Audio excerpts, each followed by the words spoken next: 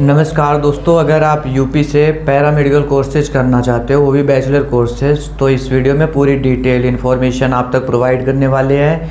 Courses है हमारे पास में, जैसे BMLT, BA SLP, BRIT, BPT, इन सभी के बारे में बात करूंगा। बैचलर कोर्सेज है, एडमिशन कैसे हो पाएगा उत्तर प्रदेश स्टेट के लिए, चयन प्रक्रिया क्या कुछ होती है, पूरी डिटेल वीडियो है, ध्यान से देखिएगा, आखिर तक देखिएगा।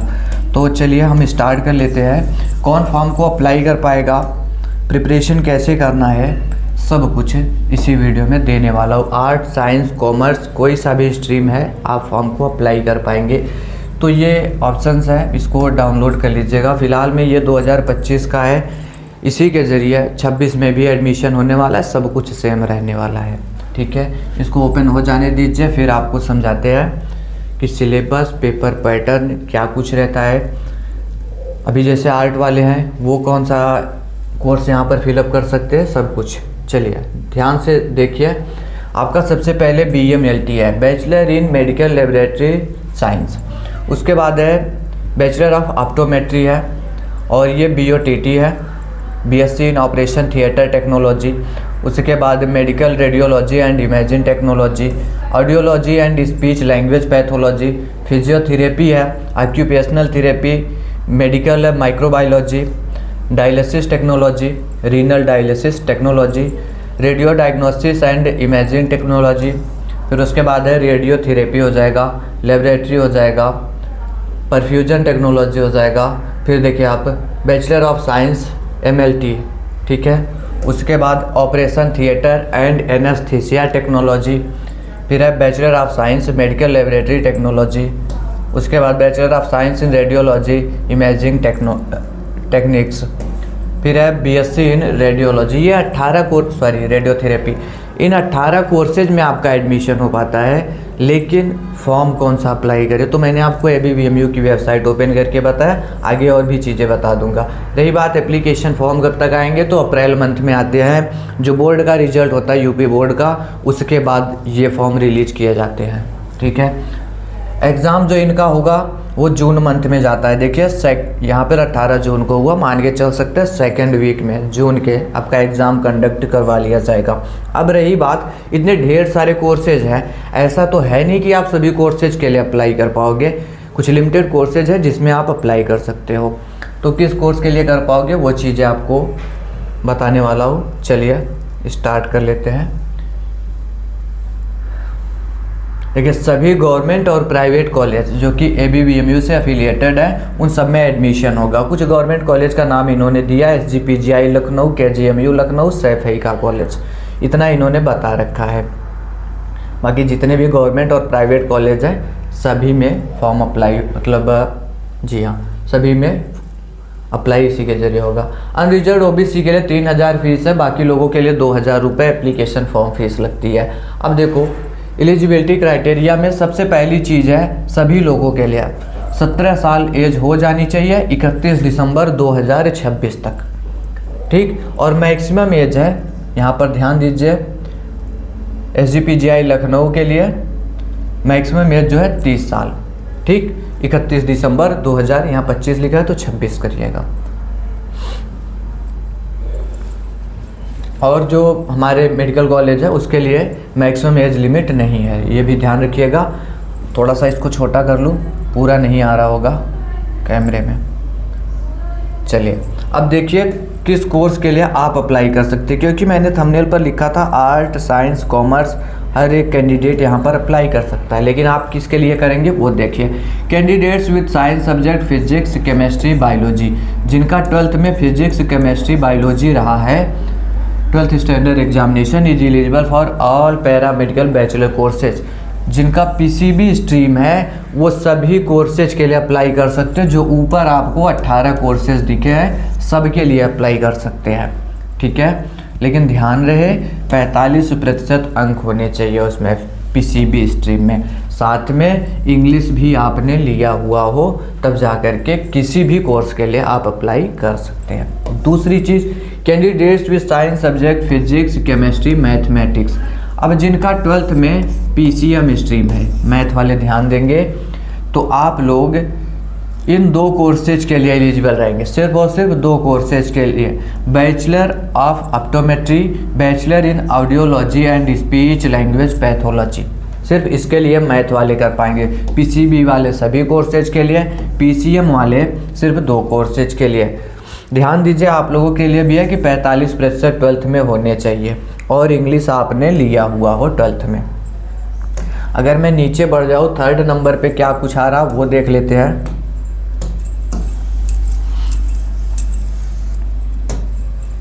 थर्ड पे ध्यान दीजिए, candidates with science subject physics, chemistry, computer science. देखो फिजिक्स केमिस्ट्री तो कॉमन है, या तो कंप्यूटर साइंस होगा, स्टैटिक्स होगा, इलेक्ट्रॉनिक्स होगा, साइकोलॉजी होगा। तो और 12th स्टैंडर्ड में आप लोग किस कोर्स के लिए अप्लाई कर पाएंगे? सिर्फ और सिर्फ एक कोर्स के लिए अप्लाई कर पाएंगे। फिजिक्स केमिस्ट्री कॉमन है, तीसरे सब्जेक्ट के रूप में आपने कंप्यूटर साइंस लिया या स्टैटिक्स लिया, इलेक्ट्रॉनिक्स, साइकोलॉजी, तो आप लोग bachelor in audiology and speech language pathology के लिए अप्लाई कर सकते हो। 12th में 45% मार्क्स होने चाहिए, ठीक है। और इंग्लिश लिया हुआ हो आपने भी तो अप्लाई कर सकते हैं। नंबर 4 पे आ रहा, in respect of candidates belonging to SC ST OBC the marks obtained in 3 core subjects shall be 40%। अभी जो मैंने आपको बताया 45% होना चाहिए, तो वो जनरल के लिए है और EWS के लिए है। बाकी अगर आप OBC SC ST में आते हैं तो 40% भी आपके 12th में है और इंग्लिश लिया हुआ है तो आप फॉर्म को अप्लाई कर सकते हैं। ध्यान दीजिएगा, जो हमारे NIOS बोर्ड वाले स्टूडेंट्स हैं ये लोग भी एलिजिबल रहेंगे फॉर्म को अप्लाई करने के लिए। अभी देखो सभी का इसी में क्लियर हो गया कि किस कोर्स के लिए कौन कर पाएगा। जैसे मैंने बोला जो PCB स्ट्रीम वाले हैं वो सभी कोर्सेज के लिए कर पाएंगे, फिर PCM के लिए आया 2 कोर्स के लिए, उसके बाद 1 कोर्स के लिए आया हुआ है इन लोगों का जिन्होंने कंप्यूटर साइंस, स्टैटिक्स, इलेक्ट्रॉनिक्स ये सभी सब्जेक्ट्स लिए, वो लोग सिर्फ और सिर्फ bachelor in audiology and speech language pathology यही कोर्स कर सकते हैं। बाकी आगे जो है मेडिकली फिट होना चाहिए आपको, कलर ब्लाइंड जो कैंडिडेट है वो लोग भी एलिजिबल रहेंगे। ये सभी डिटेल्स दी गई। बाकी डॉक्यूमेंट्स है तो डॉक्यूमेंट्स का जब फॉर्म स्टार्ट होगा तब बताऊंगा आपको, अभी बनवाने से कोई मतलब नहीं है। आइए आगे देख लेते हैं थोड़ा सा इनके एग्ज़ाम के बारे में, आखिर में पूछा क्या कुछ जाएगा, कैसे आप समझ पाएंगे कि 1 मिनट, ये देखिए ओपन हो गया एग्जामिनेशन वाला। 18 जून को इसके पहले हुआ है तो मान के चल सकते हैं जून में ही एग्ज़ाम कंडक्ट करवाया जाएगा। 140 मिनट का समय दिया जाता है। MCQ होगा, मतलब पेपर मीडियम हिंदी इंग्लिश दोनों में आएगा। OMR पर एग्ज़ाम होता है, ऑफलाइन एग्ज़ाम होता है। टोटल 120 क्वेश्चन आएंगे, नेगेटिव मार्किंग नहीं होती। एक सही करने पर 1 नंबर दिया जाएगा, लेकिन नेगेटिव मार्किंग यहाँ पर नहीं है। पेपर का मीडियम हिंदी और इंग्लिश। लेवल जो होगा 12th स्टैंडर्ड तक होगा, अप टू इंटरमीडिएट स्टैंडर्ड, ठीक है। आइए अब देखिए पूछा क्या कुछ जाएगा, क्योंकि ये समझना बेहद ही ज़रूरी। बैचलर कोर्सेज हर कोई करना चाहता है, लेकिन इसमें पूछा क्या कुछ जाएगा। देखिए 4 सेक्शन आपके सामने ओपन होंगे जब आप एग्ज़ाम में जाएंगे। सेक्शन A होगा बायोलॉजी 25%। अब देखो किसी का बायोलॉजी होगा और किसी का मैथ होगा। जिसका मैथ होगा उनके भी 25% लिखा हुआ है। जिनका कंप्यूटर साइंस होगा, इलेक्ट्रॉनिक्स होगा, स्टैटिक्स होगा, साइकोलॉजी होगा, जिन्होंने मतलब इन सभी से 25% पूछे जाएंगे। सेक्शन A में ये सब कुछ आएगा, इसमें से आप कोई एक सेलेक्ट करेंगे जो आपका 12th में रहा है।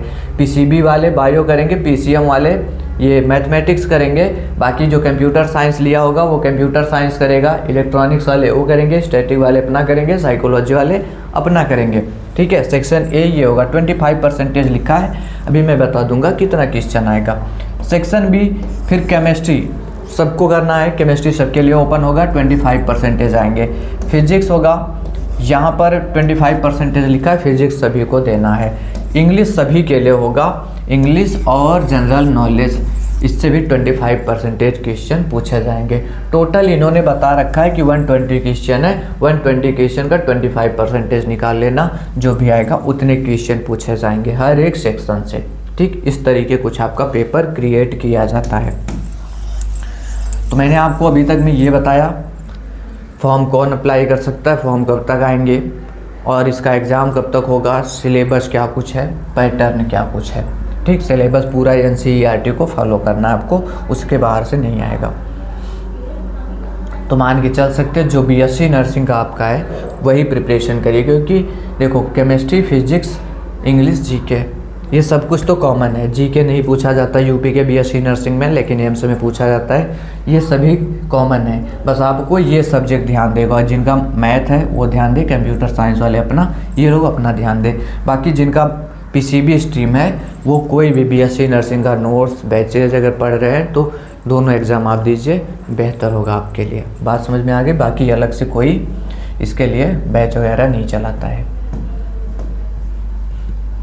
अब आप इसके लिए जा सकते हैं, जो हमारे PCB स्ट्रीम वाले स्टूडेंट्स हैं जिनका फिजिक्स, केमिस्ट्री, बायो और इंग्लिश रहा होगा, तो आप सिंपल में प्ले स्टोर में चले जाइए, एग्ज़ाम मेरी जान लिखेंगे तो वहाँ पर मेरा ऐप दिख जाएगा, उसको डाउनलोड कर लीजिएगा। वहाँ पर UP CNET का नोट्स डाला गया है, तो आप उसको वहाँ से परचेज कर सकते हैं। ऐप का लिंक मैं आपको डिस्क्रिप्शन में भी दे दूँगा, जा कर के आप उधर से परचेज कर सकते हो। वही पैरामेडिकल में भी आने वाला कुछ उसी तरीके। बाकी आगे कोई अपडेट आएगी शेयर करूँगा आप तक में, चैनल से बने रहिएगा। Thanks for watching this video.